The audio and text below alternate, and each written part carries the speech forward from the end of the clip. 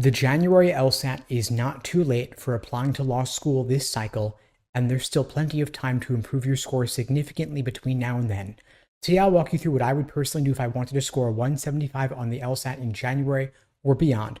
For those who don't know me, my name is Steve Schwartz. I've been teaching the LSAT since 2005, and I personally increased my LSAT score from a 152 to a 175. I made a lot of mistakes back when I was studying for the LSAT, and one of the biggest ones was just taking test after test after test from those previously administered LSAT practice tests, aka the prep tests.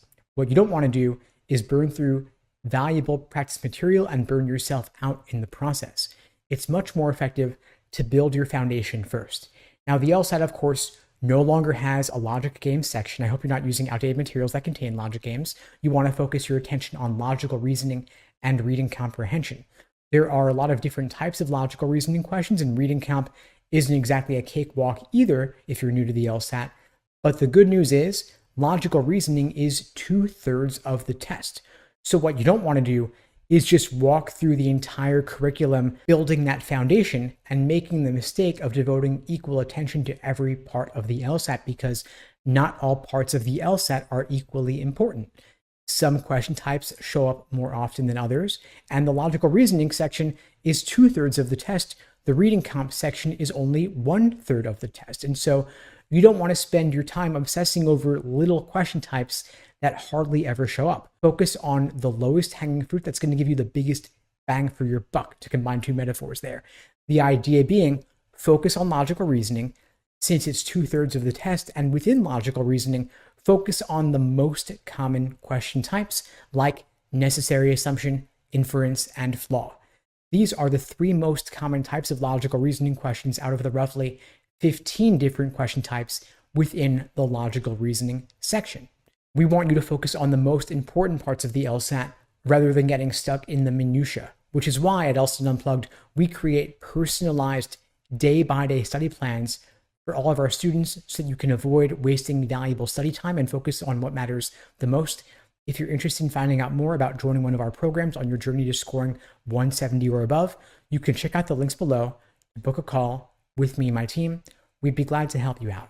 So to recap here, my biggest hack for getting a top score on the LSAT in January or beyond, given the new LSAT format, is double down on logical reasoning, since its importance is now doubled on the new LSAT format, and spend your time on the most common question types. You might want to drill these question types by type to get a better understanding of the proper perspective from which to view each of these question types, but you don't want to wait too long before doing individual timed sections to work on your pacing and get accustomed to seeing each of these question types in the context of a full section where you're going to get a grab bag of these types thrown at you.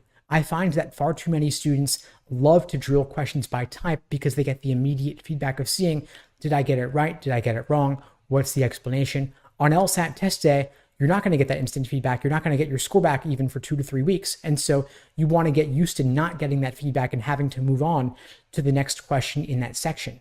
You also want to move from pacing to endurance and do several full-length timed practice tests before the big day, so that test day itself will be like just another run-through. I recommend doing at least 10 of these in total and work on your pacing and endurance, not just your accuracy. Maybe do one timed exam per week if you're working or you're in school.